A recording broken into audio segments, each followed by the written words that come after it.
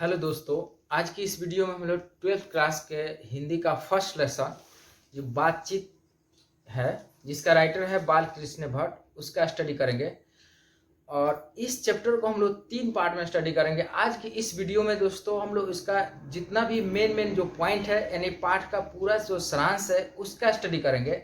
इसके सेकेंड जो पार्ट बनेगा उसमें हम लोग उसके सब्जेक्टिव क्वेश्चन को स्टडी करेंगे, उसके बाद में उसका ऑब्जेक्टिव क्वेश्चन को स्टडी करेंगे। ठीक है, तो आप अगर 12th क्लास के तैयारी कर रहे हैं तो इस वीडियो को शुरू से लास्ट तक देखते रहिए। 100% ये आपको बहुत ही इजी वे में मैं समझाने का दावा करता हूँ। ठीक है, इसके अलावा में इसके जो जो मतलब ये जो राइटर है बालकृष्ण भट्ट, उन्होंने जो भी रचनाएं अपने की हुई, जैसे उपन्यास हो गया, नाटक वगैरह हो गया, उनकी रचनाओं, कोई भी राइटर की जो रचनाएं होती है वो हर एग्जाम में आती है। ठीक है ना, जिसको याद करने में बहुत ज़्यादा प्रॉब्लम्स होते हैं।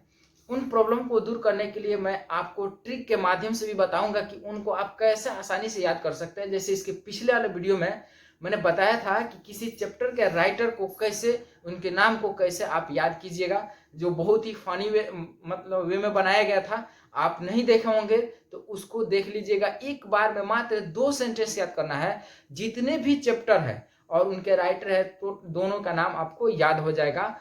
उस वीडियो का लिंक इस वीडियो के डिस्क्रिप्शन में दे दिया गया है। ठीक है, चलिए, चैप्टर का नाम है बातचीत, फर्स्ट लेसन है। ठीक है ना, लेसन नंबर 1 है बातचीत, जिसके राइटर है दोस्तों बालकृष्ण भट्ट। ठीक है, बालकृष्ण भट्ट के बारे में सबसे पहले राइटर जो होते हैं, जो लेखक होते हैं, उसके बारे में हम लोगों से कुछ सवाल ऑब्जेक्टिव पूछे जाते हैं। ऑब्जेक्टिव में राइटर से संबंधित कुछ प्रश्न आ जाते हैं एग्जाम में, तो सबसे पहले हम लोग उसको क्लियर कर लेते हैं। ठीक, तो देखिए, बालकृष्ण भट्ट जो लिखे हुए बातचीत, ये निबंध है। कौन सी विद्या है? तो निबंध है। ये एग्जाम में पूछा जाता है कि बालकृष्ण भट्ट, या उसने कहा था, या रोज, इस तरह के कई चैप्टर है जो आप लोगों के बुक में दिया गया है। पूछ लिया गया ये पाठ की कौन सी विद्या है, तो ये जो है निबंध है। और कौन क्या है उस सब को मैं बताऊंगा। जो चैप्टर होगा उसको मैं वहीं पे बता दूंगा। फिर से इस सब के लिए एक ट्रिक भी मैं बनाऊंगा कि आप उसको कैसे आसानी से याद कर सकते हैं। ठीक है ना, तो ये क्या है? निबंध है।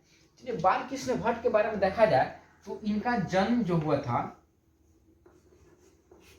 उत्तर प्रदेश के इलाहाबाद में हुआ था। ठीक है, जन्म कहाँ हुआ था? निवास स्थान इनका कहाँ है? उत्तर प्रदेश, यानी यूपी, उत्तर प्रदेश, इलाहाबाद में इनका जन्म हुआ था 23 जून 1844 ईस्वी को। इनका जन्म कब हुआ? 23 जून 1844 ईस्वी को। तो यहाँ से भी सवाल, 2 सवाल बोर्ड के एग्जाम में रहते हैं, जन्म तिथि से संबंधित या उनके निधन से संबंधित, यानी मरण तिथि से संबंधित। ठीक है ना, कि जन्म कब हुआ और मरण कब हुआ, या जन्म कहाँ हुआ। जन्म कहाँ हुआ उससे तो रहता ही है, केवल इनके डेट से और बर्थ डेट से संबंधित 2 प्रश्न रहते हैं। तो आप इसको याद कीजिएगा। 23 जून 1844 ईस्वी को इनका जन्म हुआ था। ठीक है ना, इनकी जो माता थी, माता का नाम देखा जाए तो इनकी माता थी पार्वती, पार्वती देवी। इनकी माता थी पार्वती देवी। बालकृष्ण भट्ट की माता का नाम क्या था? पार्वती देवी। और इनके पिता थे, पिता का नाम था बेनी प्रसाद, बेनी प्रसाद भट्ट, बेनी प्रसाद भट्ट। तो बालकृष्ण भट्ट के पिता का नाम बेनी प्रसाद भट्ट और माता का नाम पार्वती देवी, आपको याद रखना है। और इनका जन्म हुआ 23 जून 1844 ईस्वी को। इसके लिए आप घबराइएगा मत। मैं जो जैसे 10 चैप्टर पढ़ाई हो जाएगी, उसके बाद में इनके जो बर्थ डेट है ना, उसको याद करने के लिए मैं एक बहुत ही इजी ट्रिक बता दूंगा, उससे आप याद कर सकते हैं। तो अभी इसको आप याद कर सकते हैं, नहीं कर सकते कोई फायदा नहीं होगा, जरूरी भी नहीं याद करना। और ये जो है माता पिता का नाम आप याद रखिए अभी। और उसके बाद में इनके पिता के बारे में देखा जाए तो ये एक व्यापारी थे। ठीक है ना, और ये मतलब इनके जो बेटे जो बाल कृष्ण भट्ट थे, इन्होंने शुरू में यानी प्रारंभ में संस्कृत भाषा में अपने स्टडी की थी, पढ़ाई की थी, और बाद में वे रचनाओं में लग्न हो गए। यानी रचनाओं से ये बहुत ज़्यादा इनको प्रेम हो गया, बहुत तरह की रचनाएं ये करने लगे। गद्य की रचनाएं की, पद की रचनाएं की, इसके बाद में बहुत सारे उपन्यास भी लिखे हुए, जिसको हम लोग देख रहे हैं कि उनके उपन्यास कौन कौन से। बहुत सारे उपन्यास पूछा जाता है कि बाल कृष्ण भट्ट के उपन्यास कौन कौन से, चाहे निम्नलिखित में कौन बाल कृष्ण द्वारा रचित उपन्यास है, चाहे कौन बाल कृष्ण भट्ट द्वारा रचित नाटक है, ठीक है ना। उसको बहुत ही हम लोग ईजी तरीका से अभी हम लोग उसको रिमेंबर करेंगे। जिसको याद करना बहुत कठिन होता है, मैं उसको बहुत आसानी से बता रहा हूँ, ठीक है। चलिए इसको देख लीजिए पहले।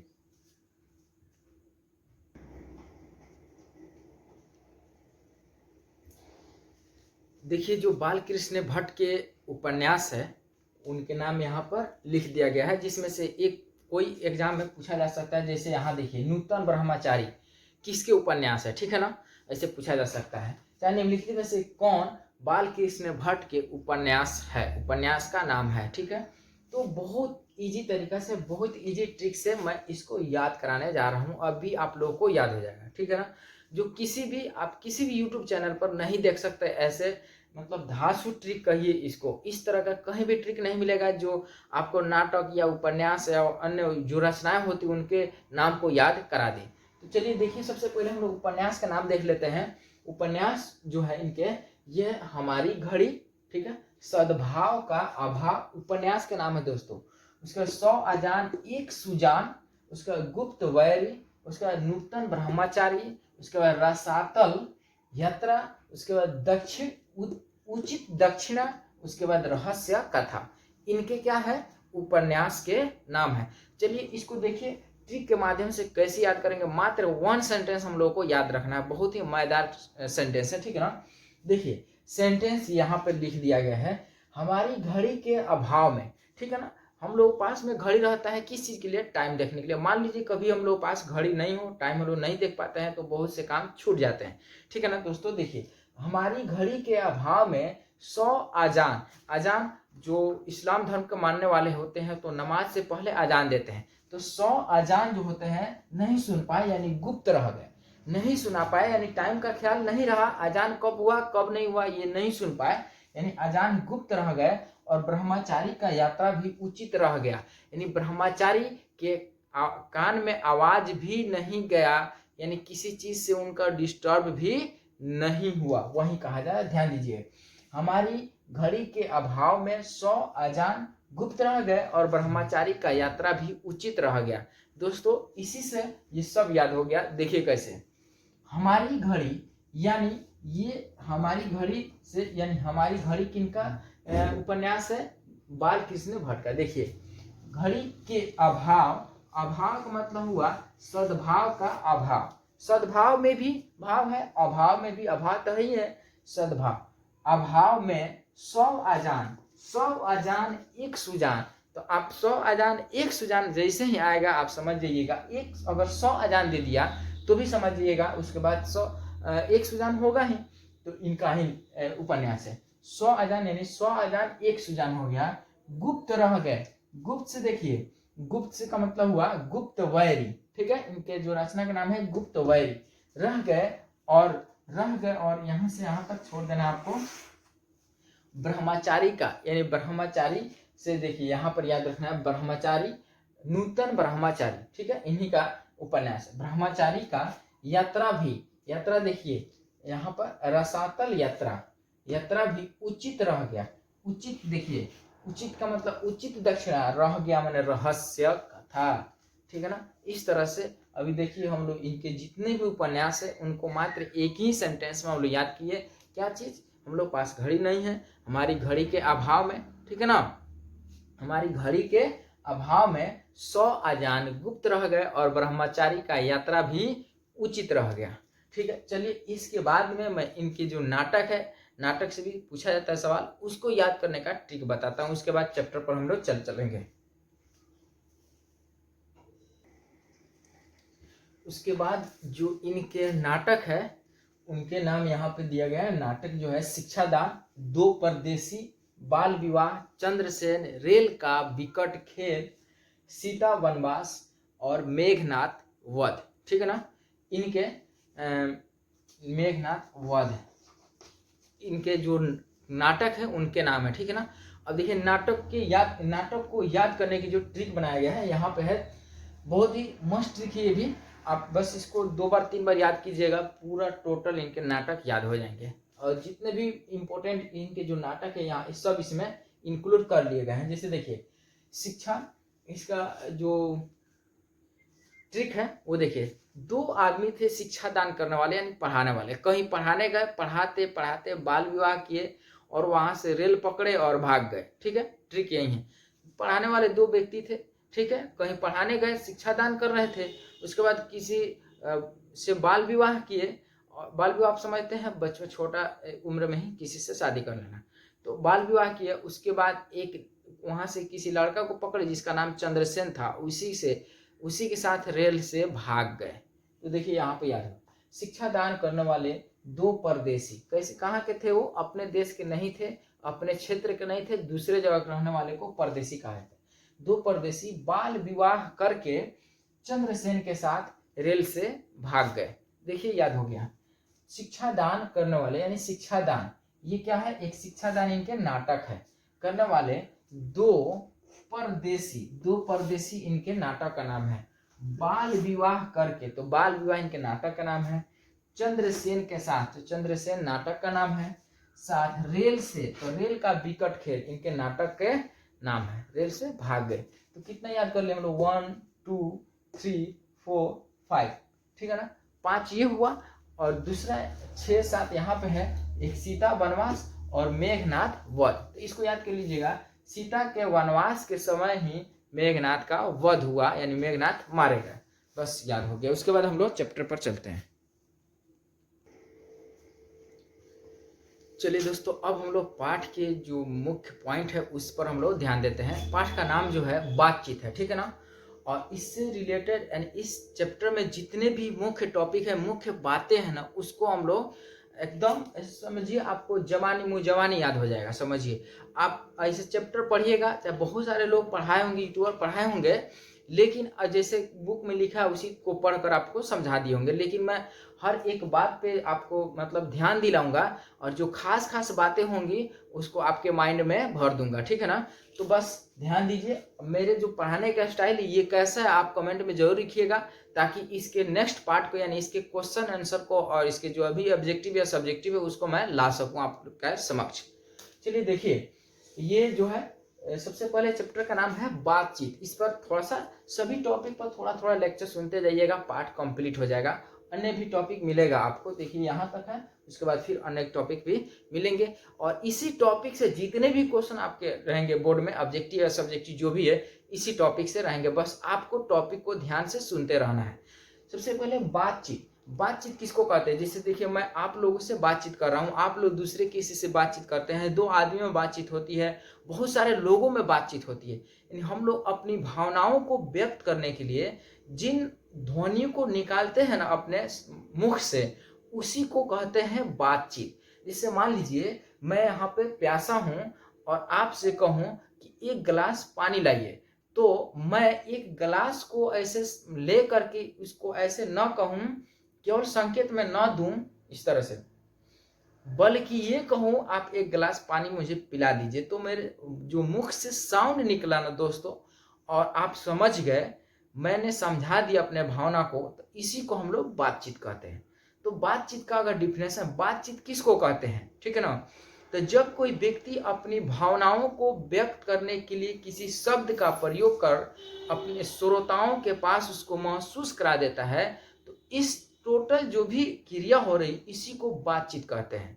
बातचीत बहुत सारे लोगों के बीच होती है, 2 लोगों के बीच होती है, 3 लोगों के बीच होती है, ठीक है ना, लेकिन बातचीत के लिए कम से कम 2 लोग होना चाहिए, अन्यथा अकेले में आप बात करेंगे तो कोई भी कहेगा आप पागल हैं, ठीक है ना। इसलिए बातचीत करने के लिए कम से कम 2 आदमी होने चाहिए। तो चलिए, बातचीत इसी को कहते हैं। अब बताइए, यदि बातचीत हम लोगों को ये शक्ति नहीं दी गई होती, यही उसके बाद है वाक शक्ति। ईश्वर ने जो भी हम लोग को वरदान दिए हैं, जैसे आंख वरदान के रूप में मिला है दोस्तों दुनिया को देखने के लिए, दुनिया के नज़ारा को देखने के लिए। कान मिला है साउंड को सुनने के लिए, ठीक है ना। जीभ मिला हम लोग को स्वाद लेने के लिए। उसी तरह से जितने भी वरदान है, उसी वरदान में हम लोग की वाक शक्ति भी एक वरदान है। वाक शक्ति किसको कहते हैं? देखिए, वाक का मतलब होता है बोलना, ठीक है। शक्ति माने बोलने की शक्ति। तो बोलने की जो हम लोग शक्ति मिली उसकी वाक शक्ति कहते हैं। तो एक वरदान है।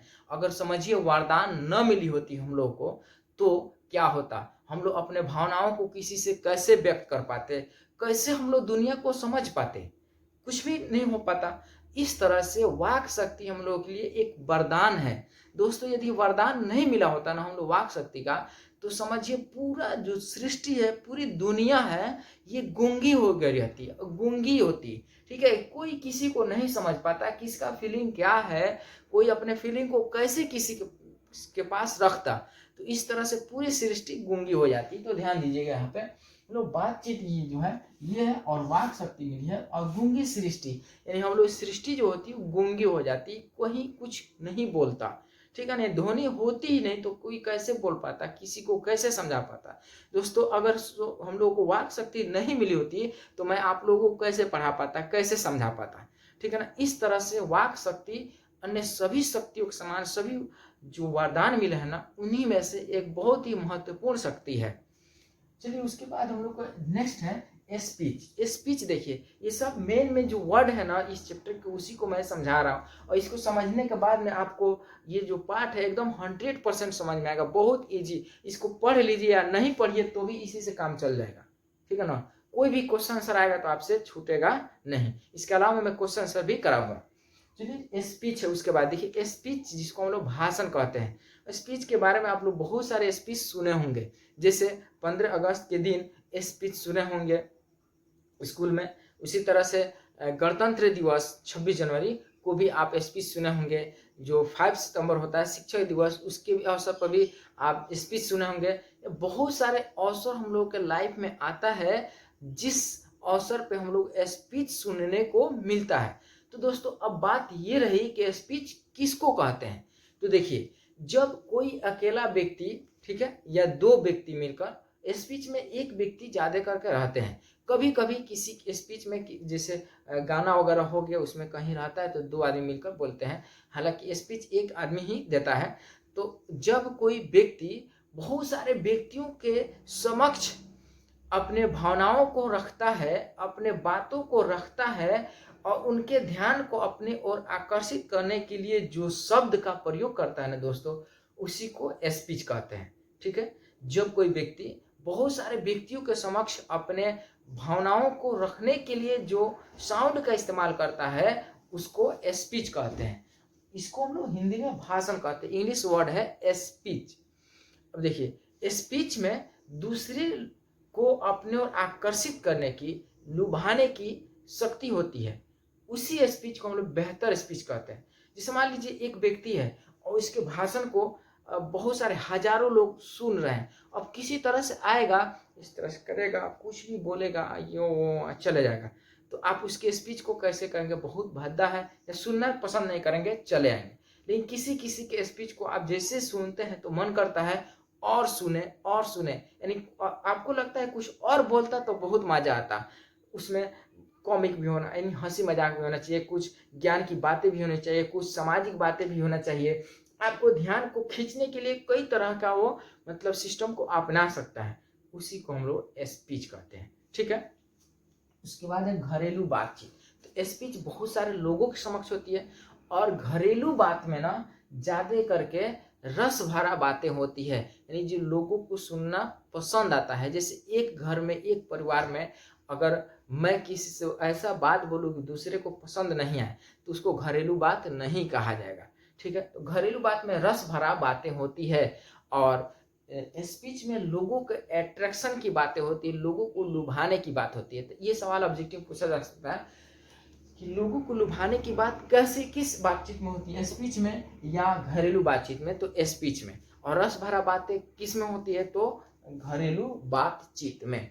चलिए उसके बाद है रॉबिन्सन क्रूसो। देखिएगा दोस्तों, रॉबिन्सन क्रूसो एक व्यक्ति थे, विदेशी थे, रॉबिन्सन क्रूसो, ठीक है, नाम से स्पष्ट है। इनको क्या किया गया था कि 16 वर्ष तक, जब से मतलब इनका जन्म हुआ उस समय से 16 वर्ष तक इनको जो भी मानव है ना उनके आवाज को नहीं सुनने दिया गया था। इनको जानवरों के समूह में रखा गया था और किसी चीज के आवाज नहीं सुने थे। लेकिन जब 16 वर्ष के बाद में एकाएक इनके कान में किसी मानव का आवाज गया तो ये बहुत ज्यादा प्रसन्न हुए और इनको लगा कि इनका जन्म नया हुआ है। ठीक है, यानी बहुत मस्त हुए। इसी तरह से जब दुनिया के लोग एक दूसरे को ऐसे खत लिख करके अपने हालचाल सुनाते थे या सुनते थे, मेरे कहने का मतलब है किसी प्रकार का कोई मोबाइल फोन नहीं था, टेलीफोन नहीं था उस वक्त, तो खत भेजाते थे। लेकिन जब मोबाइल फोन टेलीफोन का आविष्कार हुआ और मुंबई से दिल्ली से आपके घरों तक बात होने लगी, विदेशों से आपके घरों तक बात होने लगी और आपकी जो फैमिली के लोग, मान लीजिए कोई बाहर रहता था और उसकी बातों का आप सुनने लगे, तो आपके मन में एक अजीब सी फीलिंग हुई, बहुत ज़्यादा खुशी हुई कि चलो उसके बातों को हमने सुना। और नहीं तो इसके पहले 10 दिन, 1 महीना, 2 महीना के बाद में लेटर मिलता था, पत्र मिलता था।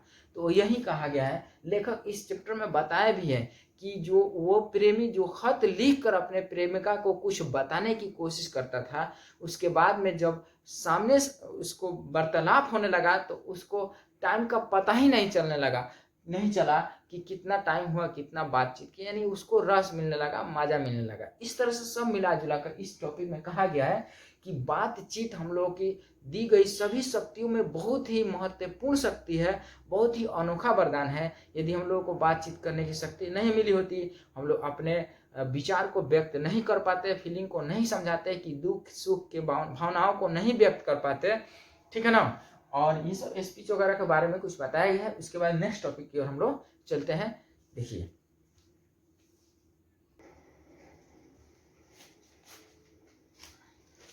चलिए दोस्तों, उसके बाद देखिए हम लोगों का टॉपिक यहाँ पे है बेन जॉनसन। ये एक बेन जॉनसन जो थे, ये एक विदेशी थे जो कुछ कथन दिए हैं बातचीत के बारे में, ठीक है ना। बातचीत को लेकर इनको कुछ कहना है। बेन जॉनसन एक पोएट थे, ये कवि थे, और इन्होंने बताया है बेन जॉनसन। देखिए ये दोनों जो है ना, बेन जॉनसन और एडिसन, इनके बातों को अब मत भूलिएगा, अक्सर एग्जाम में इनके बात पूछ दिए जाते हैं, ठीक है ना। इसलिए मैं इनके बातों को शॉर्टकट में लिख भी दिया हूँ ताकि आपको याद रहे। तो बेन जॉनसन जो थे वे बोले थे, जब तक, उनका कहना था कि जब तक कोई व्यक्ति बोलता नहीं है, किसी व्यक्ति के मुख से कुछ वाणी निकलती नहीं है, तब तक उसके गुण को और दोष को प्रकट नहीं किया जा सकता है, यानी उसके गुण और दोष प्रकट नहीं होता है। तो यहाँ से देखिए क्या क्या सवाल पूछा जाता है। कहा जाता है कि निम्नलिखित में से कौन सा कथन बेन जॉनसन के हैं। 2-3 कथन लिख दिए जाएंगे, उसी में एक रहेगा बोलने पर ही मनुष्य के गुण और दोष का पता चलता है, ठीक है। तो हम लोग का ऑप्शन वही आंसर हो जाएगा। नेक्स्ट है, इसी क्वेश्चन को उलट कर दिया जाएगा, बोलने पर ही, या जब तक कोई व्यक्ति बोलता नहीं तब तक उसके गुण अवगुण पता नहीं चलता। ये किनका कथन है? तो दोस्तों इसका आंसर हो जाएगा बेन जॉनसन, ठीक है ना। तो बेन जॉनसन से संबंधित 2 बातें याद रखिएगा, ये दे देगा तो ये पूछेगा और ये देगा तो ये पूछेगा। बेन जॉनसन जब तक बोलेगा नहीं पता नहीं चलेगा। देखिएगा बहुत से लोग नहीं बोलते हैं तो उनके बारे में पता ही नहीं चलता है कि वो वास्तव में आदमी कैसा है, ठीक है ना। अपने बातों को अंदर ही रखेगा, गुस्सा होगा तभी और खुश होगा तभी, तो उसके बारे में हम लोग पता नहीं चल पाता है। नेक्स्ट एडिसन के बारे में आप बहुत सुने होंगे, ठीक है, बहुत महान साइंटिस्ट थे। उनका कहना था एडिसन का, ठीक है ना, कि असल बात जो होती है ना दोस्तों 2 व्यक्तियों में ही होती है। असल बात कितने व्यक्ति में होती है? 2 व्यक्ति में। जहां 2 से ज्यादा व्यक्ति आए तो असल बात जो होती है वो बंद हो जाती है। इनका कहना था कि 2 व्यक्तियों में ही दिल की बातें होती है, ठीक है। 2 व्यक्ति अपने दिल के बातों को पूरा टोटली खोल कर बात कर सकते हैं, लेकिन तीसरा व्यक्ति के आते ही टॉपिक चेंज हो जाता है या उस बात को बंद कर दिया जाता है। और 3 व्यक्ति में जो बात की जाती है उसका भरोसा नहीं होता है, क्योंकि कहीं ना कहीं बात जो होती है लीक हो जाती है। और 2 व्यक्तियों में बात जो होती है ना वो बाई चांस कहीं पे लीक होती है। इसलिए कहा गया है 6 कानों में पड़ी बात कभी ना कभी मतलब उजागर हो जाती है। 6 कान, 2-3 व्यक्ति के कितने कान होंगे? 6 कान। देखिए यहाँ पे लिख दिए हैं। तो यहाँ से क्वेश्चन देखिए क्या पूछा जाएगा, एडिसन के कथन क्या है? तो बातचीत सिर्फ 2 व्यक्तियों में होती है। ऐसे एडिशन कौन सा है? बातचीत। असल बातचीत कितने व्यक्तियों में हो सकती है दोस्तों? तो 2 व्यक्तियों में, ठीक है ना। उसके बाद यहाँ से क्वेश्चन होगा कितने कानों में पड़ी बात कभी ना कभी उजागर हो जाती है? तो 3 कानों में, राइट। अब चलिए उसके बाद 6 कानों में, 3 व्यक्तियों में। और उसके बाद देखिए जो बातचीत 3 व्यक्तियों में होती है वो अंगूठी में नग के समान होती है, ठीक है। अंगूठी में नग के समान होती है, यानी पड़ी रह जाती है। जो बात होती है उसका बहुत सारे मतलब निकल सकते हैं। तो वही दिया है कि जो बातचीत 3 में की गई वह अंगूठी में नग सी जड़ जाती है। तो यहाँ से पूछा जाता है कितने लोगों में की गई बात अंगूठी में नग सी जड़ जाती है? तो 3 लोगों में। नेक्स्ट है 4 लोगों में बातचीत जो होती है उसको राम रमोवल कहा जाता है, ठीक है। यानी भाग भरोसे गुप्त रह सकता है, नहीं तो उजागर होगा ही। 4 लोगों में बात। तो यहाँ से सवाल पूछा है कितने लोगों में की गई बात राम रमोवल कहलाएगा? तो 4 लोगों में। और बहुत सारे लोगों में जो बात विचार होता है उसमें अक्सर बात गुप्त होते हैं। बाई चांस कोई अपने दिल के बातों को, जो अच्छी बातें होती है उसको स्पष्ट रख पाता है, नहीं तो समाज के हिसाब से जो बातें होती, अच्छी बातें होती, उसी को कोई रखता है, जिसको स्पीच के रूप में हम लोग जानते हैं, ठीक है। उसके बाद में देखिए हम लोग को क्या देखना है। अब चलते हैं हम लोग बातचीत के प्रकार, किसके बीच में जो बात, ये याद रखना दोस्तों, बेन जॉनसन और एडिसन वाला ऑब्जेक्टिव में हर बार पूछा जाता है, या सब्जेक्टिव में पूछा जाता है कि बेन जॉनसन और एडिसन के कथनों को लिखिए। आपको क्वेश्चन आंसर में मैं लिखवाऊंगा भी। चलिए उसके बाद में देखिए 2 बूढ़ियों में जो बात होती है उनके बारे में, बूढ़ियों में बातचीत। देखिए ध्यान से, ये जो टॉपिक मैं खुद से क्रिएट नहीं कर पा रहा हूँ, मैं टॉपिक नहीं बना रहा हूँ। टॉपिक ये जो है मुख्य बातें हैं, आपकी बुक से है, आपके लेसन से, ठीक है ना। तो मैं इस पे थोड़ा सा आपको लेक्चर दूंगा कि क्या होता है, इसके बारे में लेखक क्या बताए हैं, इससे सवाल पूछेगा आपको। तो बूढ़ियों के बारे में, 2 बूढ़ी जो रहेंगी, बुढ़िया रहती है समाज में, उनके बीच में क्या बात विचार होता है, लेखक पूछता है कि 2 बूढ़ियों के बीच में कौन से बात विचार होते हैं। तो देखिए इनके बीच में ना जो भी सामाजिक जो प्रॉब्लम होता है आसपास की, अपने बहुओं की, अपने बेटों की, उन चीजों के बारे में बात विचार होती है 2 बूढ़ियों के बीच में। आप ऐसे लिखेगा, 2 बूढ़ियों के बात में अपने पारिवारिक कलह को लेकर, अपने बहू और बेटों को लेकर के बात विचार होती है, ठीक है ना। कभी कभी 2 बूढ़ियों के बीच में किसी बात को लेकर के तर्क वितर्क होते होते दोनों के बीच में झगड़ा भी हो जाता है, यानी झोंटा झोटी भी हो जाता है। इसके अलावा में जो 2 बुढ़िया रहती है, कभी कभी अगर मान लीजिए वो सहेली है तो वो दादा आदम की कहानी को छान देगी, मतलब कि बहुत पुराने समय की बातों को उजागर करेगी और बात विचार करने लगेंगी, अपने बचपन की बातों को बताने लगी। तो 2 बूढ़ियों के बीच में, 2 बूढ़ों के बीच में क्या बात विचार होता है, पूछा जा सकता है। उसके बाद है 2 लड़कों के बीच में बात विचार, लड़कों के बीच, ठीक है, जो बात विचार, क्या बात विचार होते हैं।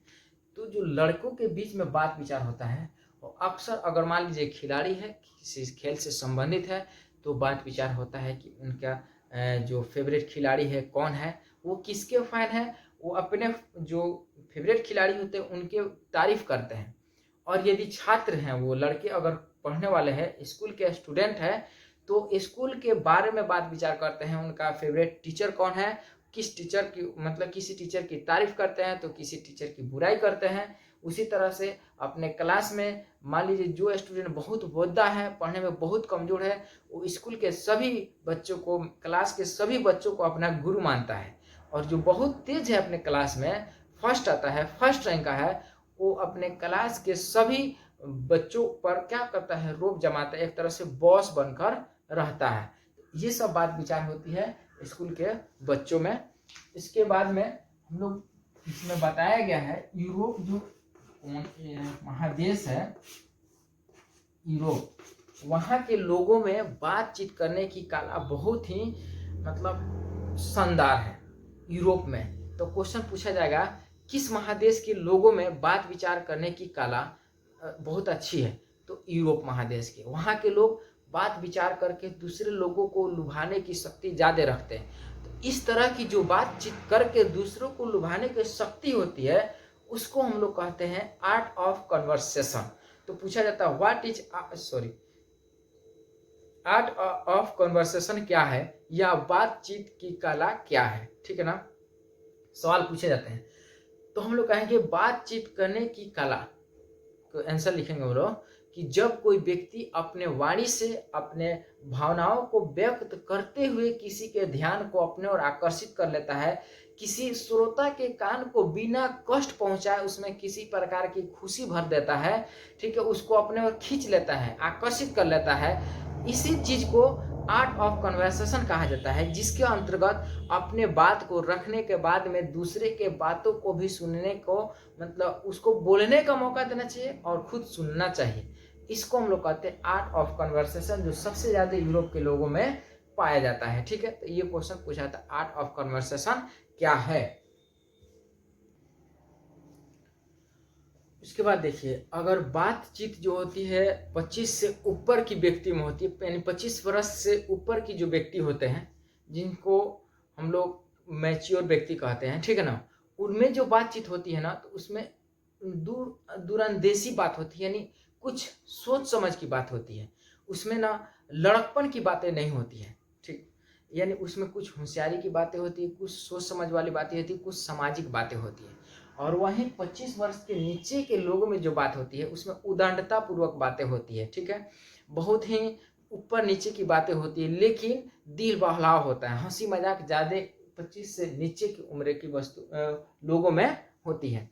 उसके बाद में हम लोग लास्ट यही देखना है जिह्वा के बारे में, हमारी जबान जो होती है उसके बारे में। बातचीत चूंकि जबान से ही की जाती है, जबान का बहुत ज़्यादा इसमें योगदान है बातचीत करने में। अगर जबान न रहे तो हम लोग अपने बात को स्पष्ट नहीं कर पाएंगे। लेकिन यहाँ जो जिह्वा की बारे में बात की गई, ये बोलने की जो हम लोग की आदत है इसके बारे में कहा जा रहा है दोस्तों, कि हम लोग बोलने की जो आदत है कैसे उसको कंट्रोल करें, कहाँ पर क्या चीज़ बोले।